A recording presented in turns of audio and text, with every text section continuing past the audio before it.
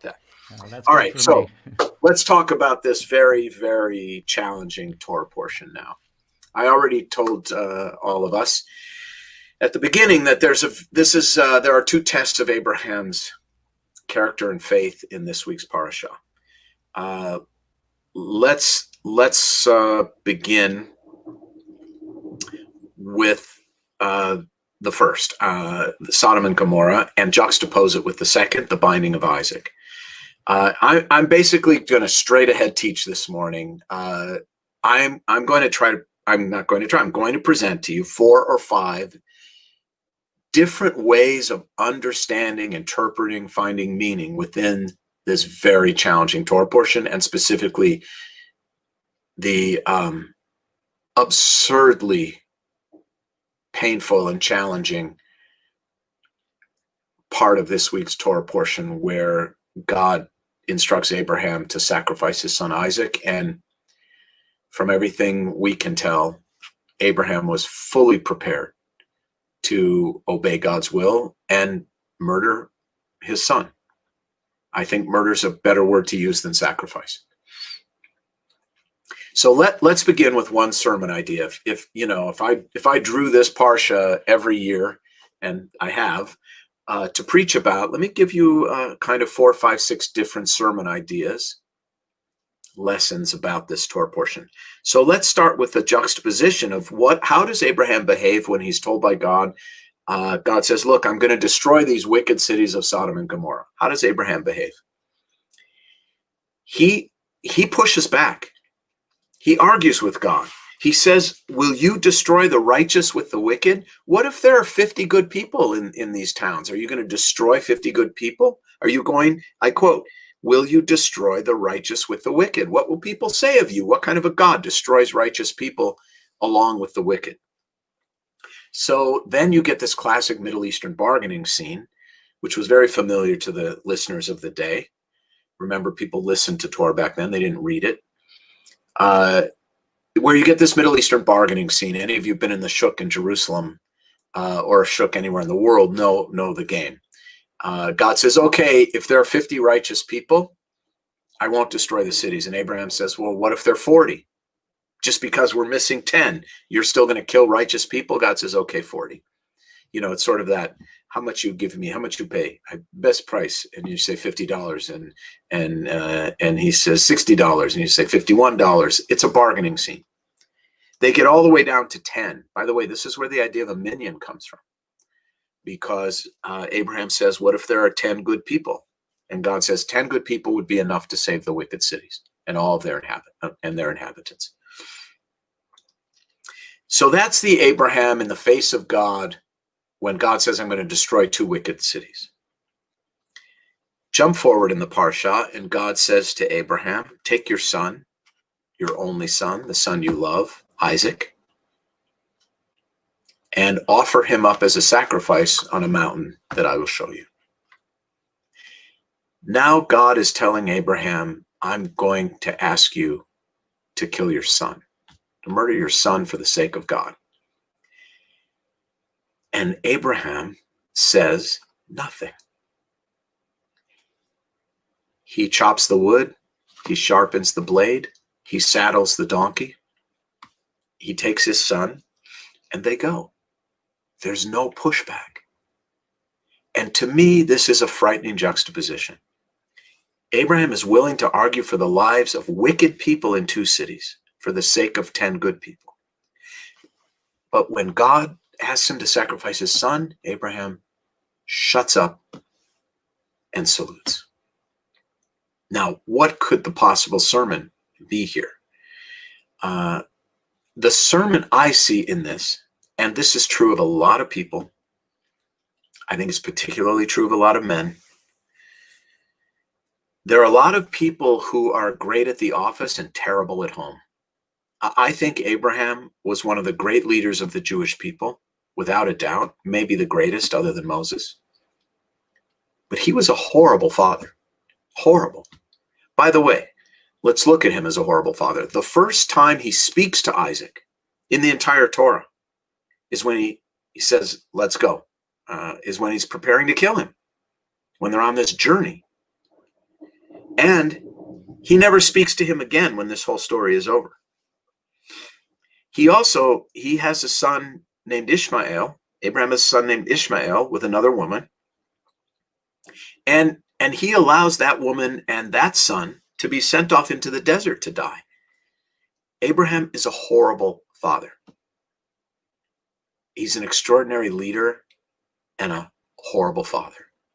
And I have often said, if I had to choose between being a great rabbi and a good father, or a good rabbi and a great father, I choose good rabbi, great father every time. I hope we all would. But here you have a really important juxtaposition, and I think an important lesson about being as great at home or greater at home than you are at the office. So that's kind of sermon number one, dealing with this juxtaposition of the two Abrahams, or Abraham in these two different situations. The next thing, another way to understand this story is, how could the rabbis have asked us to read and study such a horrible story about a father, a religious zealot, prepared to murder his son for the sake of his God? And here we have to get into a concept that is all over the book of Genesis and much of Exodus, which is a way of teaching that in Latin is called via negationis, by way of the negative. Often, the Torah tells us stories, examples, gives us examples of how one should not behave, what faith is not. And this is how another way of understanding this story, that this is a story, because what happens at the end when Abraham is ready to slay his son Isaac, an angel appears, and the angel says, Al tishlach yadcha el na'ar, al ta'as lo me'uma. Do not reach out your hand against that child, and do not harm him. This is not what God wants. This is not how Jews behave. Pagans sacrificed their children to Molech, which they did at the time this story was written. Jews do not. We do not believe in a God that wants the death of our children. So another way to reckon with the horror of this story is to see it as a deliberate lesson about how not to behave, how Judaism in its inception was different from paganism. And this is an example of teaching via negationis. By the way, before anyone dismisses that notion as important or as some kind of dodge from the harsh theology of this story, don't we all parent, those of us who have children, don't we all parent in two ways? One, trying to replicate the best of how we were parented, and secondly, trying to eliminate the worst of how we were parented via negationis, to eliminate the negative. And so this is another way that I understand this story. Now let's get into even more, I think, charged and challenging interpretations of this story of the binding of Isaac, the Akeida. And some of you know I care a lot about writing, and I was an English major in college, and I actually like grammar. And I like punctuation. So let's keep in mind, as I go into this next interpretation, there is no punctuation in the Torah. There are no capital letters, there are no periods, there are no paragraphs, there are no semicolons, there's no boldface type. There's basically no punctuation in the Torah. That was all added later. So Rashi, French commentator, Middle Ages, Rashi said that there's a comma in a very important verse in this Torah portion that tells us something very powerful about Isaac's mentality on the 3-day journey toward the mountain. And it's when Isaac asks his father, I see the wood for the offering, I see the knife for the offering, but where is the lamb? Where is the sacrificial lamb? And Abraham answers, Adonai Yira'elo Hasebeni. God will show us or provide for us the lamb, my son. Now Rashi says there's a comma after lamb. God, Adonai Yira'elo, will show us, Haseh, the lamb, comma, my son. In other words, Rashi is saying this is the moment where Abraham says to Isaac, you, my son, are the lamb. God will show us the lamb. It's you, my son. And at this point, Isaac becomes aware, according to Rashi, that he is the sacrificial lamb for the sacrifice. And what does he do? He keeps walking with his father toward the mountain. Now, this means that Isaac transitions at this point from innocent victim to willing participant. Now, to add to how chilling this interpretation is, there's another interpretation that talks about how old Isaac is at this moment. Most of us, and I was always this way too, most of us, when we read this story, we think of Isaac as a little boy. He's called a Na'ar in the text. Na'ar is not a specific age. It's youthful, but it's not a specific age. But when we hear this story, we imagine a father taking a little boy with him to sacrifice up this young child. But there's a whole rabbinic interpretation that says Isaac wasn't a young boy at all. He was a grown man. He was a 37-year-old man. Now, how do they get to this? We know that Sarah, according to the Torah, is 90 years old when Isaac is born. And we know she dies at the age of 127. And she dies right after the story in the Torah of the Akeida. So the rabbis say, well, she died when she heard what Abraham almost did to Isaac.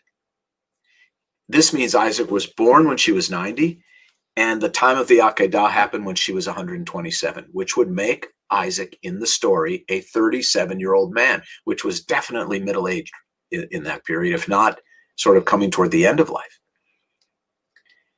And this completely changes when you close your eyes and imagine Abraham with his 37-year-old son, who is now aware that he's the sacrifice. It changes the story completely. And it turns Isaac into a willing participant, a willing victim. Now, why is that important? Because it challenges us to think about ways in which each of us is a willing victim. I think we all know the victim, right? Every office has a victim. Every family has the person who's always sees him or herself as the victim. Societies often have people who view themselves as the victim. And sometimes they are, but sometimes it's a question of not exerting your adulthood, your maturity, its passivity in the face of power. It is resignation. We all know adults who behave in these ways of kind of adopting the role of victim. And this happens to entire peoples as well. Jews often, I believe, overly embrace the victim mentality. We often act like a highly, highly persecuted minority in America when, frankly, the facts just aren't there to bear that out. Yes, there's anti-Semitism, but Jews have never lived in a freer of anti-Semitism or in a freer society or ever been more accepted than they are today in America. And yet, so many of us hold on to this identity as victim because it's what we're used to, whether or not the facts support it. So another very challenging sermon one could give, in a way I just did, about this Parsha, if you imagine Isaac as fully informed that he was the sacrifice and as being 37 years old, then the problem is not just Abraham, the problem is also Isaac and his passivity and his willingness to adopt fully the role of victim, even at the risk of his own life. So that's another one. And let me go to the last for the sake of time, because believe me, I could go on and on with more sermons about the Akeida. So let's go to my last idea. I think all of us, when we hear this story, are just aghast. It's sickening, it's frightening, it's terrible. We shake our heads. What kind of a person is this? What kind of a religion is this? What kind of a faith is this? What kind of a book is this? Who in the world would willingly, knowingly sacrifice a child? And here's maybe the most challenging thing I can say about that, which is, well, maybe this is a story to remind us every year. And by the way, we read this story twice a year. We read it this week when it occurs chronologically in the Torah, and we also read it on Rosh Hashanah. As aghast as we might be with the story and the idea of sacrificing children, I think we all ought to be aware of, if we're not, and reckon with, the idea that, frankly, children are sacrificed all over the world every day. I'll share one staggering statistic with you. There are more slaves alive in the world today than at any other time in all of human history. Every one of us, I would guess, with rare exception, has already, by this time this morning, used something that involved child labor.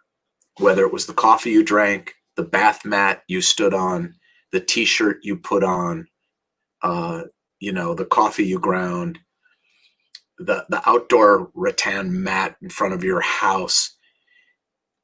All of us are enablers in a global system of child labor. We do sacrifice children.